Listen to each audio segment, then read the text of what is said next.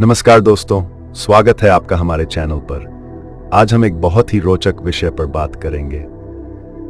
क्या आपने कभी सोचा है कि भारत, जो कि दुनिया की सबसे तेजी से बढ़ती हुई अर्थव्यवस्थाओं में से एक है, वहां क्यों उतनी स्काईस्क्रेपर्स यानी गगनचुंबी इमारतें नहीं हैं जितनी आप न्यूयॉर्क, शंघाई या दुबई जैसे शहरों में देखते हैं? भारत में गगनचुंबी इमारतों की संख्या अन्य देशों के मुकाबले काफी कम है। अमेरिका के न्यूयॉर्क शहर में ही लगभग 300 से अधिक गगनचुंबी इमारतें हैं। अमेरिका में कुल मिलाकर हजारों स्काईस्क्रेपर्स हैं, जो कई बड़े शहरों में फैली हुई हैं। चीन दुनिया में सबसे अधिक गगनचुंबी इमारतों वाला देश है। पूरे चीन में लगभग 3000 से भी ज्यादा स्काईस्क्रेपर्स इमारतें हैं। दुबई में बुर्ज खलीफा सहित लगभग 190 स्काईस्क्रेपर्स और हांगकांग में लगभग 550 इमारतें हैं और कई और इमारतें बन रही हैं। ये देश एरिया के हिसाब से भारत से काफी छोटे हैं। भारत में ये नंबर 250 के करीब हैं, जिनमें से अधिकांश मुंबई में स्थित हैं। लेकिन पूरे देश में गगनचुंबी इमारतों की संख्या अन्य देशों की तुलना में बहुत कम है। इन आंकड़ों से स्पष्ट है कि भारत में स्काईस्क्रेपर्स इमारतों की संख्या और ऊंचाई अन्य देशों के मुकाबले कम है, जो कि कई नीतिगत, भूगोलिक और आर्थिक कारणों से प्रभावित है। तो आज हम जानेंगे कि भारत में इतनी तेजी से प्रगति के बावजूद क्यों हमारे शहरों का स्काईलाइन ऊंचा नहीं है। चलिए समझते हैं इसके पीछे के कारण। स्काईस्क्रेपर्स वे ऊंची इमारतें होती हैं जो आमतौर पर 150 मीटर या उससे अधिक ऊंचाई की होती हैं। इन्हें विशेष रूप से उच्च स्तर के आवास, कार्यालय या कमर्शियल उपयोग के लिए डिजाइन किया जाता है। सबसे पहले देखते हैं कि स्काईस्क्रेपर्स इमारतों का अन्य देशों में क्या महत्व है।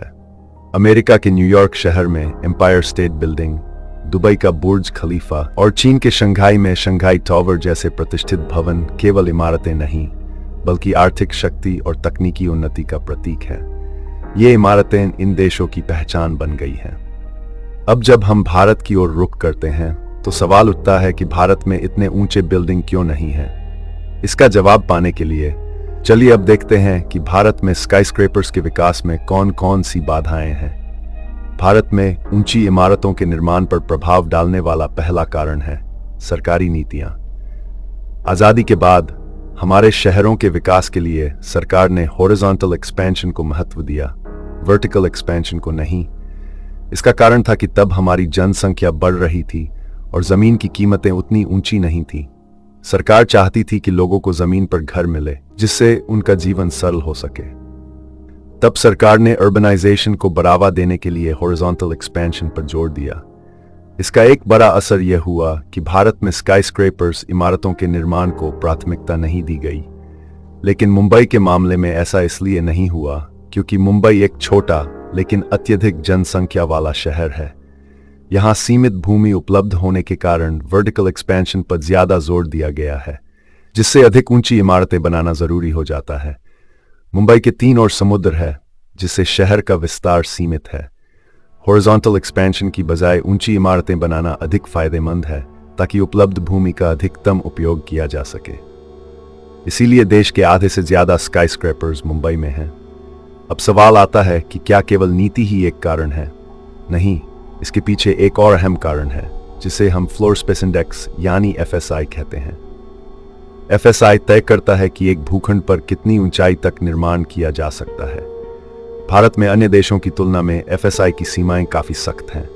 उदाहरण के लिए मुंबई में FSI इतना कम है कि ऊंची इमारतें बनाना लगभग असंभव सा हो जाता है, जबकि न्यूयॉर्क या शंघाई में FSI अधिक होने के कारण वे ऊंचाई की सीमाओं से बहुत अधिक स्वतंत्र हैं। फ्लोर स्पेस इंडेक्स, जिसे फ्लोर एरिया रेशियो भी कहा जाता है, एक ऐसा मानदंड है जो ये निर्धारित करता है कि किसी भूखंड पर अधिकतम कितनी फ्लोर एरिया का निर्माण किया जा सकता है। इसे सरल शब्दों में समझें तो FSI इस बात का माप है कि एक निर्धारित भूमि पर कितनी ऊंची और कितनी बड़ी इमारत बन सकती है। FSI को इस फॉर्मूला से समझा जा सकता है। भारत में FSI की सीमा राज्यों और शहरों के हिसाब से भिन्न होती है और कई कारकों पर निर्भर करती है, जैसे कि शहर का डेंसिटी और विकास। बड़े शहरों में आमतौर पर FSI अधिक होता है, जबकि छोटे शहरों में कम। शहर के किसी हिस्से में हाई डेंसिटी की आवश्यकता होती है तो वहां का FSI अधिक हो सकता है। चौड़ी सड़कों वाले क्षेत्रों में अधिक FSI की अनुमति दी जा सकती है। भारत के प्रमुख शहरों में एफएसआई की बात करी तो मुंबई में औसतन एफएसआई 1.5 से 3 के बीच है। हाल ही में सरकार ने कुछ क्षेत्रों में इसे बढ़ाने की अनुमति दी है ताकि अधिक ऊंचे भवन बनाए जा सके। कुछ क्षेत्रों में इसे 5 तक बढ़ाने पर विचार किया जा रहा, खासकर कमर्शियल और उच्च आवासीय क्षेत्रों में। भारत के अन्य मेट्रो शहरों जैसे दिल्ली, बेंगलुरु, चेन्नई, हैदराबाद में यह 1 से 4 के बीच है। भारत में एफएसआई की कम सीमा का सीधा असर गगनचुंबी इमारतों पर पड़ता है।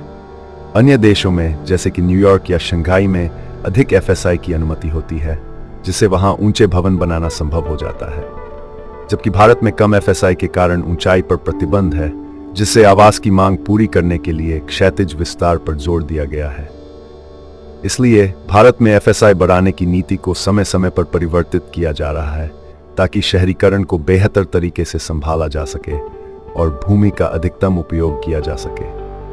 सिर्फ एफएसआई ही नहीं, बल्कि भूमि अधिग्रहण और नौकरशाही के नियम भी ऊंची इमारतों के विकास में बड़ी चुनौतियां पैदा करते हैं। भारत में भूमि अधिग्रहण की प्रक्रिया जटिल है, खासकर घनी आबादी वाले क्षेत्रों में, और जब प्रोजेक्ट्स को सरकार के नियमों के तहत कई प्रक्रियाओं से गुजरना पड़ता है तो निर्माण में काफी देरी होती है।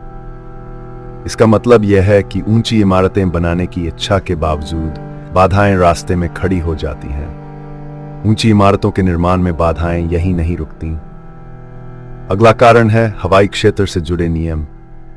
भारत के कुछ बड़े शहर जैसे मुंबई और दिल्ली एयरपोर्ट के नजदीक स्थित हैं और वहां ऊंची इमारतों की ऊंचाई सीमित करने के लिए एयरपोर्ट अथॉरिटी ऑफ इंडिया द्वारा नियम बनाए गए हैं।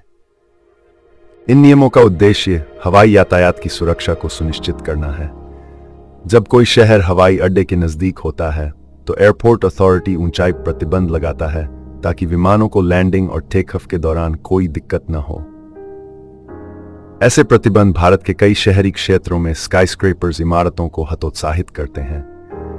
अब सवाल उठता है कि क्या इन सब के बावजूद भी अगर कोई ऊंची इमारतें बनानी चाहे तो क्या वो संभव है?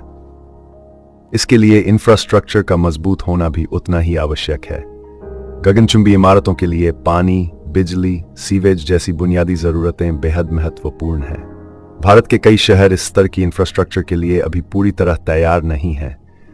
ऊंची इमारतें जगह की कमी को तो पूरा करती हैं, पर इनके साथ आने वाले इंफ्रास्ट्रक्चर के खर्च और रखरखाव की आवश्यकता को पूरा करना आसान नहीं है।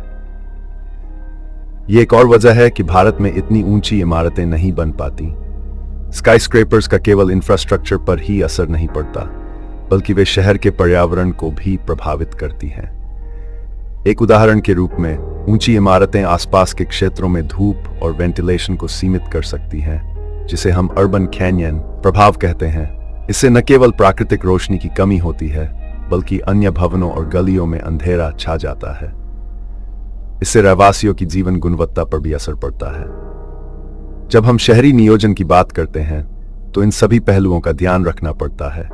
इसलिए भारत में कई स्थानों पर स्काईस्क्रेपर्स की सीमाओं को ध्यान में रखकर निर्माण किया जाता है।